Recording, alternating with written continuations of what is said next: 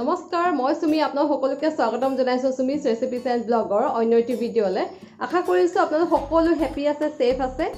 আৰু এতিয়া সন্ধিয়া সময় আজি ভাবিলো সন্ধিয়া সময়ৰ পৰা ব্লগটো ষ্টাৰ্ট কৰোঁ বুলি ব্লগ ষ্টাৰ্ট কৰিম বুলি ভাবি থাকোঁতে কাহিনীও নহৈছে তো সেইকাৰণে আজি ভাবিলো যে ব্লগ এটা দিওঁ বুলি আৰু পূজাও গ'ল মোৰ সেয়াও ব্লগ দিয়া নহ'ল গা বিৰাট বেয়া আছিলে আৰু এয়া দুষ্ট ছোৱালী এয়া কি আনিছাগে চকলেট হেল্ল' কৈ দিয়া hello' friends Hello friends, Hello friends. So আজি ব্লগত কিছুমান ৰেচিপি মই বনাম আৰু আজি আলহী আহিব সেইকাৰণে কিবা এটা স্পেশাল বনাম আৰু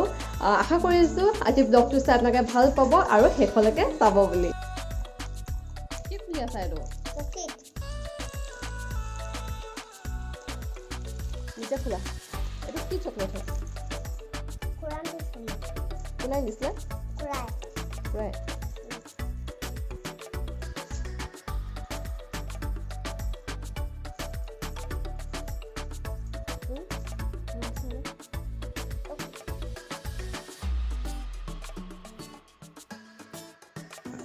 আৰু আজি বনাব লৈছো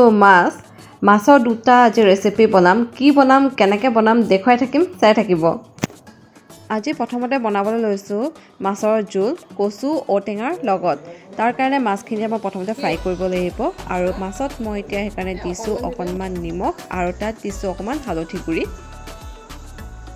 আৰু এই গোটেই মাছখিনি এতিয়া মই নিমখ আৰু হালধিৰে ভালদৰে মিহলাই ল'ম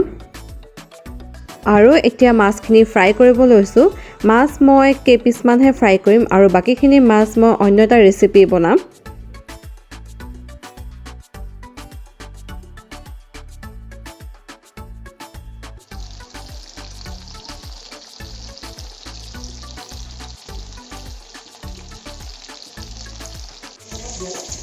আজি মাছ বনাব লৈছো কচু ঔটেঙা দি এটা আইটেম বনাম আৰু এটা বনাম ষ্টিম ফিছ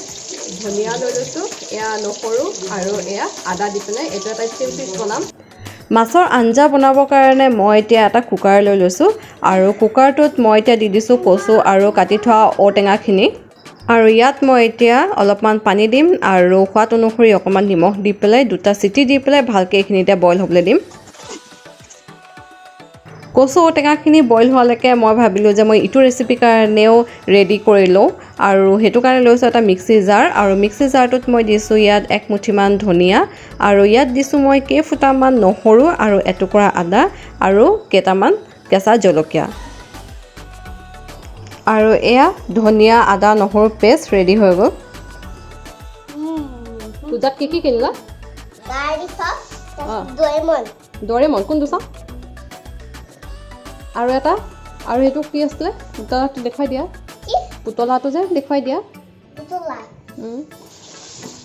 কেনেকৈ বাজে এইটো এইটো কিনিলা কোনে দিলে এইটো নাচি দিয়া আৰু গাড়ীখন চাওঁ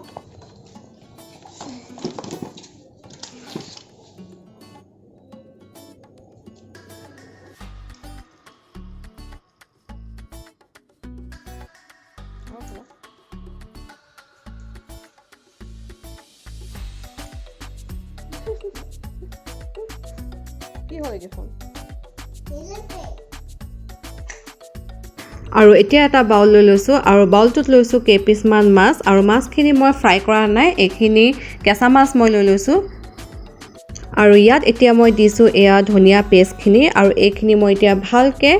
মাছৰ লগত মেৰিনেট কৰি পিনে 10 মিনিটৰ কাৰণে এনেকৈ থৈ দিম যাতে ধনিয়া নহৰু আদা ফ্লেভাৰখিনি মাছৰ ভিতৰলৈকে সোমাই যাওক আৰু এটা ধুনীয়া টেষ্ট এটা ওলাই আহক আৰু এটা ইণ্টাৰেষ্টিং কথা কি মই ইয়াত কোনো তেল ব্যৱহাৰ নকৰোঁ এইটো ফুল্লি বেক হ'ব আৰু উইদাউট অইল হ'ব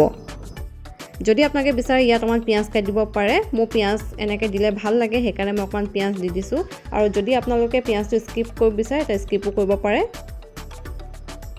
মই এতিয়া নিমখ দিয়া নাই মানে মই অথনি যেতিয়া ফ্ৰাই কৰিব লৈছিলোঁ মাছখিনি তাত মই অলৰেডি নিমখ আৰু হালধি মিক্সে কৰি থৈছিলোঁ সেইকাৰণে মই এতিয়া নিমখ ব্যৱহাৰ কৰা নাই আৰু এতিয়া 10 মিনিটৰ কাৰণে এনেকৈ এইখিনিতে থৈ দিম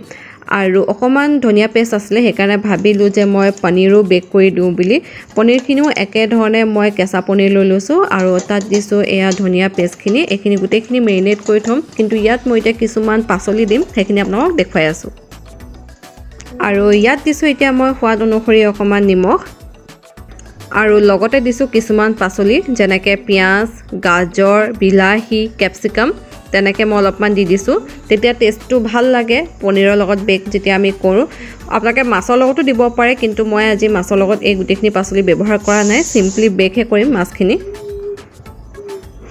আৰু এতিয়া দিছোঁ 2 চামুচ টেঙা দৈ আৰু এই গোটেইখিনি মই এতিয়া লৈ পেলাই ভালকৈ মিক্স কৰি লৈছোঁ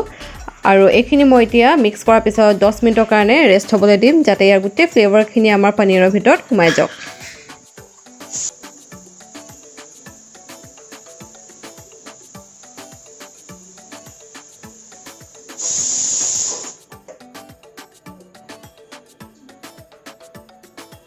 মাছ আৰু পনীৰখিনি বেক কৰিবৰ কাৰণে মই প্ৰথমতে মাইক্ৰৱেভটো প্ৰিহিট কৰি ল'ম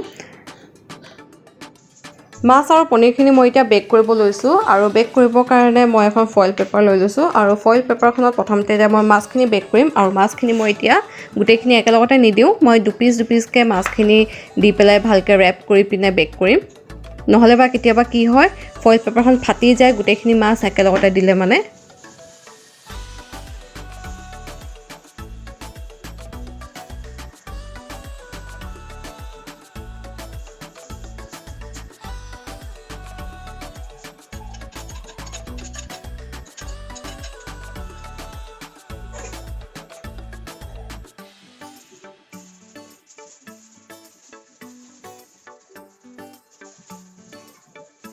আৰু এটা টোপোলা এনেকৈ মোৰ ৰেডি হৈ গ'ল আৰু আনটো টোপোলা মই একেধৰণে ৰেডি কৰি ল'ম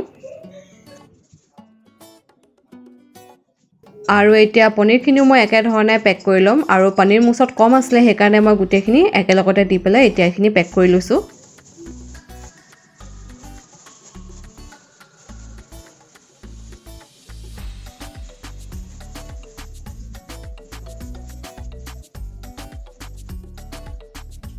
আৰু এই গোটেইকেইটা মাছ আৰু পনীৰৰ পেকিংকেইটা হৈ গৈছে আৰু এইখিনি এতিয়া মই বেক কৰিম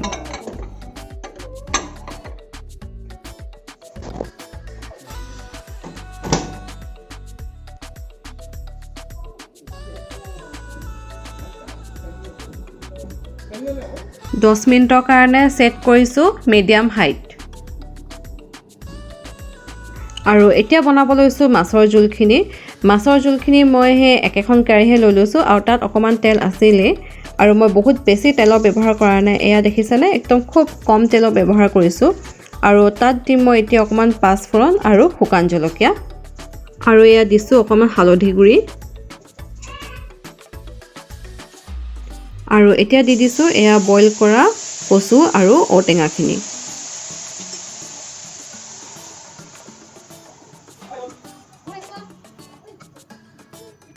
কচুখিনি অকণমান এনেকৈ ভাঙি দিছোঁ যাতে জোলখিনি অকণমান ডাঠ হয়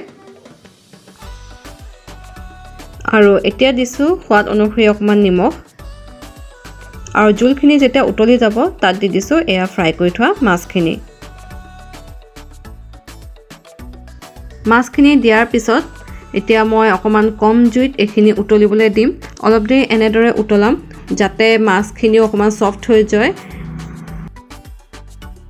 আৰু এয়া মাছৰ জোল ৰেডি হৈ গ'ল কচু ঔটেঙা দিয়া খুবেই ধুনীয়া লাগে এনেকৈ খাবলৈ যদি আপোনালোকে কোনোবাই খাইছে তেনেহ'লে এইটো নিশ্চয় গম পাব আৰু যদি খোৱা নাই তেনেহ'লে এবাৰ হ'লেও এনেকৈ ট্ৰাই কৰি চাব আৰু এইবোৰ আমাৰ অসমীয়াৰ থলুৱা খাদ্য আৰু আমাৰ অসমীয়া মানুহৰ প্ৰিয় খাদ্য আৰু এয়া বেক কৰা পনীৰ আৰু বেক কৰা মাছো ৰেডি হৈ গ'ল এনেকৈ মাছ পনীৰ বেক কৰি খাবলৈ বিৰাট ভাল লাগে আৰু মাংসও বিৰাট ধুনীয়া হয় কিন্তু এনেকৈ বেক কৰি খাবলৈ